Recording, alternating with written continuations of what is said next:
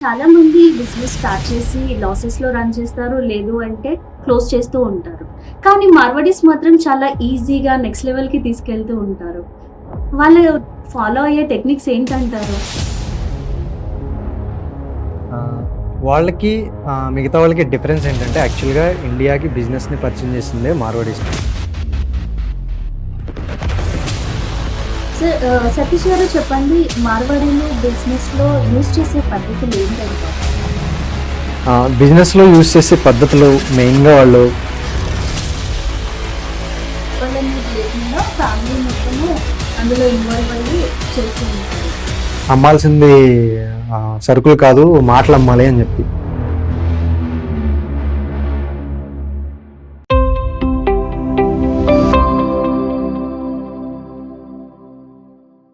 చాలా మంది business start చేసి ఎలా చేయాలో అర్థం కాక క్లోజ్ చేస్తారు లేదా లాసెస్‌లో రన్ చేస్తారు. కానీ మార్వాడీస్ మాత్రం చాలా ఈజీగా స్టార్ట్ చేసి ఎక్స్‌పాండ్ చేస్తూ ఉంటారు. వాళ్ళు ఫాలో అయ్యే రూల్స్ ఏంటో ఈరోజు వీడియోలో తెలుసుకుందాం. అది చెప్పడానికి ఈరోజు మనతో ఉన్నారు. ఆల్మోస్ట్ 4 స్టార్టప్స్ స్టార్ట్ చేసి చాలా సక్సెస్‌ఫుల్‌గా రన్ చేస్తున్నారు. చాలా మంది స్టార్టప్ చేయాలి అనుకున్న వాళ్ళకి తన వంతు సహాయం అందిస్తూ ముందుకు తీసుకెళ్తున్నారు.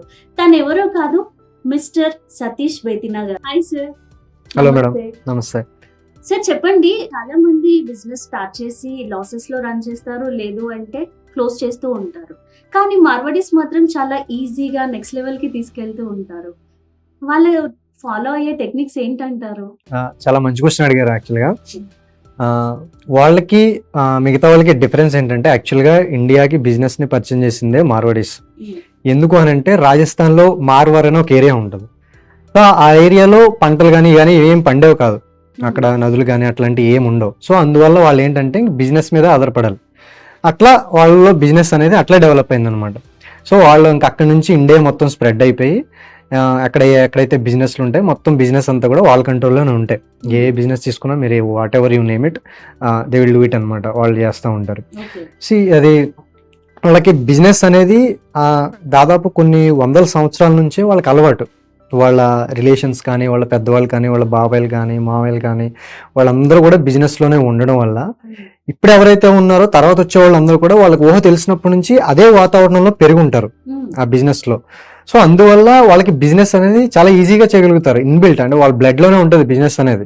మళ్ళీ చాలా తక్కువ ఏజ్ లోనే స్టార్ట్ చేస్తుంటారు.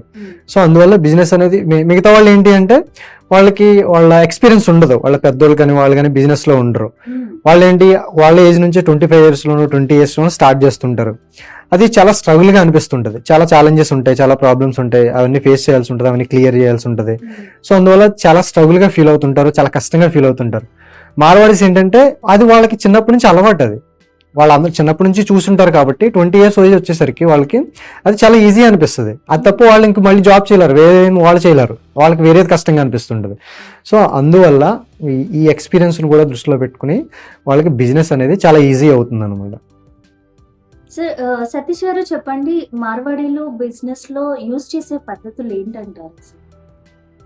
బిజినెస్లో యూజ్ చేసే పద్ధతులు మెయిన్గా వాళ్ళు బిజినెస్లో యాక్చువల్గా క్యాష్ ఈజ్ కింగ్ అని అంటుంటారు.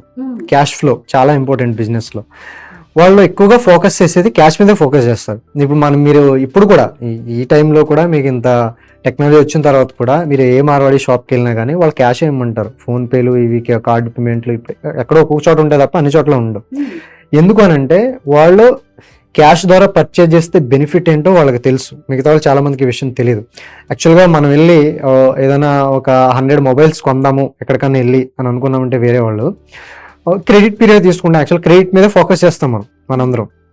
అది తీసుకొచ్చి మన షాప్లో పెట్టి అమ్మిన తర్వాత ఆ డబ్బులతో మళ్ళీ వాళ్ళకి పేమెంట్ చేస్తాం. అది ప్రైస్ ఎక్కువ ఉంటుంది. సో ఒక మొబైల్ వచ్చేసి మనం 8,000 చొప్పున కొన్నాము అంటే క్రెడిట్ పీరియడ్లో వాళ్ళు ఏం చేస్తారు, ఇదిగో నా దగ్గర ఇంత క్యాష్ ఉంది, ఇప్పుడే ఇచ్చేస్తాను నీకు 100 mobiles, నాకు 6,000 కావాలి ఇంత ప్రైస్కి అని అడుగుతారు. సో వాళ్ళేంటి ఎవరైనా బిజినెస్లో అమ్మేవాళ్ళు ఈ రోజు ఆ మెటీరియల్ అనేది బయటకు వెళ్ళిపోవాలి. అమౌంట్ ఎంత వస్తుందంటే వాళ్ళకి కూడా ప్రాఫిట్ అయ్యేది. ఎప్పుడో వారం తర్వాత వచ్చేకంటే ఇప్పుడే వచ్చేస్తుంది కదా, వాళ్ళకి కూడా ఇంపార్టెంట్ క్యాష్. అందువల్ల ఏంటంటే వాళ్ళు అదే అమౌంట్కి ఇవ్వడానికి రెడీగా ఉంటారు. ఎవరైతే మ్యానుఫ్యాక్చరర్స్ ఉంటారో, ఎవరైతే ఇంకా డీలర్స్ అండ్ డిస్ట్రిబ్యూటర్స్ ఉంటారో వాళ్ళు క్యాష్ తీసుకుని అదే పేమెంట్కి వీళ్ళు ఏదైతే మాట్లాడుకున్నా అదే అమౌంట్కి ఇచ్చేయడం సో జరుగుతుంది. ఎంత తక్కువైనా యా, accept ఎంత చేస్తారు. తక్కువైనా కానీ యాక్సెప్ట్ చేస్తారు. ఉమ్, సో క్యాష్తోనే బిజినెస్ చేస్తారు వాళ్ళు. ఎంత పెద్ద బిజినెస్ బిర్లాస్ వరకు తీసుకున్నా సరే వాళ్ళందరూ కూడా క్యాష్తోనే పేమెంట్లు బిజినెస్లు అన్నీ చేస్తుంటారు. ఉమ్, అదొకటి ఎక్కడైతే ఇండియాలో వాళ్ళకి నెట్వర్క్ ఉంది, ఇండియా మొత్తం నెట్వర్క్ ఉంటుంది వాళ్ళకి. ఇండియా గట్టి కడితే వరల్డ్ వైడ్ ఉంటుంది నెట్వర్క్ వాళ్ళకి. ఆహా, అందువల్ల ఏ ఐటమ్ ఎక్కడ ఎంత తక్కువకి దొరుకుతుంది అనే విషయం వాళ్ళకి చాలా క్లారిటీగా తెలుసు. ఓకే. సో అక్కడ నుంచి వాళ్ళు అవన్నీ తెప్పించుకుని ఇక్కడ లోకల్లో సేల్ చేస్తుంటారు. సో అది వాళ్ళు పాటించే టెక్నిక్స్ అందులో. సతీష్ గారు, అంటే ఇందాకే చెప్పారు కదా వాళ్ళ నెట్వర్క్ కూడా అని చెప్పేసి, వీళ్ళ కమ్యూనిటీ అండ్ వీళ్ళ ఫ్యామిలీ ఎలా ఉంటుందంటారు అసలు? చాలా మంచి క్వశ్చన్ అడిగారు యాక్చువల్లీ. ఇది చాలా మంది తెలుసుకోవాల్సిన విషయం. ఉమ్, మనందరం ఏదో వెస్ట్రన్ కల్చర్ అని మోడర్న్ కల్చర్ అని అది ఇది అలవాటు చేసుకుంటాం, కానీ మార్వాడ్స్ని చూస్తే మీరు వాళ్ళు ఇప్పటికీ కూడా వాళ్ళ సంస్కృతి సాంప్రదాయాలు పర్ఫెక్ట్గా ఫాలో అవుతారు అనమాట, పాటిస్తారు. నాకు చాలా ఇష్టం వాళ్ళ ట్రెడిషన్స్ని ఫాలో అయ్యే విధానం. ఈ ఏజ్లో కూడా వాళ్ళు ఎంత చదువుకున్నా కానీ ఆ ట్రెడిషన్స్ని మాత్రం వాళ్ళు వదలరు.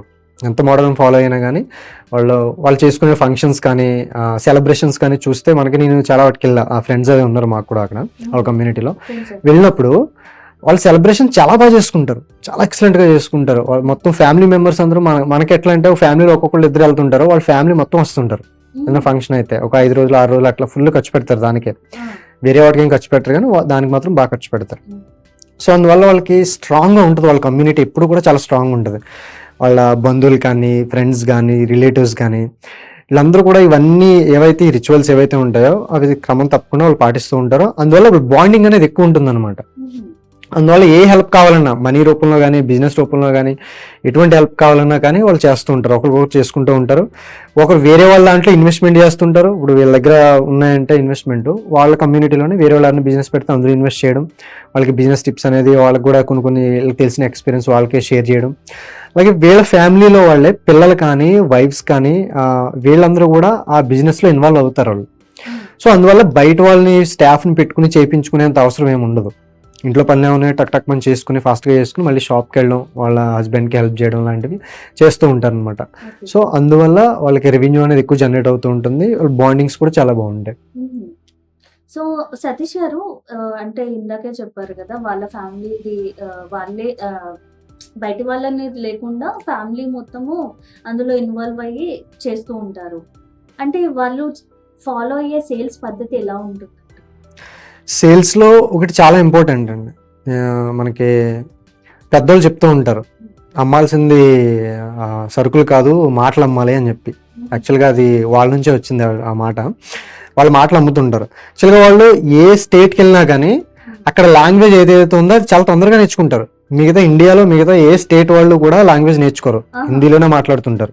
ఇక్కడికి వచ్చి మన స్టేట్ తెలంగాణ, ఆంధ్ర వచ్చి కూడా హిందీలోనే మాట్లాడతారు. వాళ్ళు తెలుగు నేర్చుకోరు. 10 సంవత్సరాల నుంచి కూడా తెలుగు నేర్చుకోవాలని ఉన్నారు. కానీ వీళ్ళు మార్వాడీస్ రాజస్థానీస్ వీళ్ళు ఏదైతే ఉంటారో వాళ్ళు ఏ స్టేట్కి వెళ్ళినా కానీ ఆ స్టేట్ లాంగ్వేజ్ నేర్చుకుంటారు. నేను కర్ణాటకలో ఉన్నాను, తెలంగాణ, ఆంధ్ర చాలా చోట్ల ఉన్నాను నేను.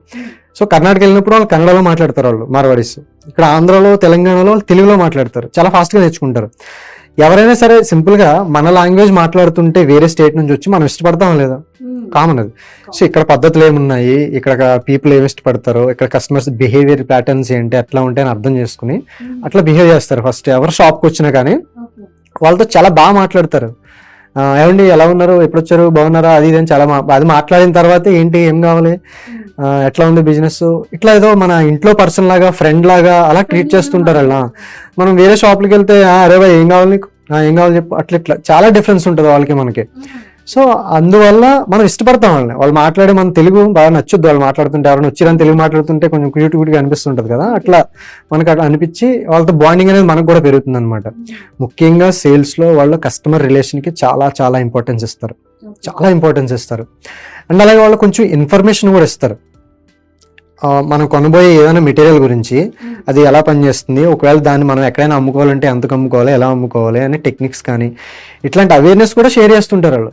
ఇంకొకరు అలా కాదు, ఐటమ్ ఇచ్చామా డబ్బులు తీసుకున్నా వెళ్ళిపోయామన్నట్టు ఉంటుంది. కానీ వాళ్ళతో అలా ఉండదు. యాక్చువల్గా వాళ్ళు డీలర్స్ గానే ఎక్కువ ఉంటారు, ఇండివిజువల్ సింగిల్ షాపుల కంటే కూడా. వేరే షాపులు అందరూ వచ్చి అక్కడ కొనుక్కుని వాళ్ళు అమ్ముకునే వాళ్ళు ఉంటారు కదా, వీళ్ళ దగ్గర చిన్న చిన్న టిప్స్ కూడా చెప్తుంటారు వాళ్ళు, ఎట్లా చేసుకోవాలి, ఇది ఎలా అమ్మాలి, ఇందులో మీరు ప్రాఫిట్ ఎట్లా మిగిల్చు, అంటే వాళ్ళతో మనం మెయింటైన్ చేసే రిలేషన్ బట్టి ఉంటుంది అనమాట. సో అట్లా మీకు మన బేగం బజార్ లాంటి ఏరియాలో చూస్తే షాప్ ముందు ఉంటుంది, వెనకాల బెంజ్ BMW కార్లో వస్తారు వాళ్ళు. చాలా సింపుల్ గా ఉంటారు, చాలా న్యాచురల్ గా ఉంటారు, చాలా డౌన్ టు ఎర్త్ ఉంటారు వాళ్ళు. ఎలాంటి పర్సన్ వచ్చినా కానీ చాలా రెస్పెక్ట్ అనేది ఇస్తారు, అందువల్ల బాగా నచ్చుతుంది అనమాట వాళ్ళకి. సేల్స్ లో మొట్టమొదటి పాటించేది ఇదండి, సింపుల్ టెక్నిక్, రెస్పెక్ట్ ఇవ్వాలి కస్టమర్ కి, ఆ తర్వాతే మీరు ఆటోమేటిక్ గా అది సేల్ చేయగలుగుతారు. అలాగే ఎక్కువ వాళ్ళు ఆ రోజుకి ఆ రోజు ఆ మెటీరియల్ అనేది వెళ్ళిపోవాలి వాళ్ళు బయటికి, అంతే తప్ప ఇంతకే ఇస్తాను అమౌంట్ అని చెప్పి వాళ్ళు ఏమి భీష్మించుకుని కూర్చోరు అనమాట. సో అందువల్ల కొంచెం అటు ఇటులో అమౌంట్ అయినా కానీ అంటే ఎక్కువ సేల్స్ చేస్తుంటారు వాళ్ళు, సేల్స్ మీద ఎక్కువ సేల్స్ మీద ఫోకస్ చేస్తుంటారు అనమాట. అందువల్ల వాళ్ళకి రెవెన్యూ అనేది ఎక్కువ జనరేట్ అవుతుంటుంది. సో అందువల్ల తక్కువ అమౌంట్కి ఇవ్వడం, కొంచెం అవేర్నెస్ ఇవ్వడం, రెస్పెక్ట్ ఇవ్వడం, సో ఇవన్నీ ఫాలో అవుతూ ఉంటారు. అవి సేల్ టెక్నిక్స్ వాళ్ళు మిగతా వాళ్ళు ఎవరు యూస్ చేసినా కానీ మంచి బాగా ఉపయోగపడతాయి అవన్నీ. చాలా చక్కటి ఇన్ఫర్మేషన్ ఇచ్చారు సతీష్ గారు.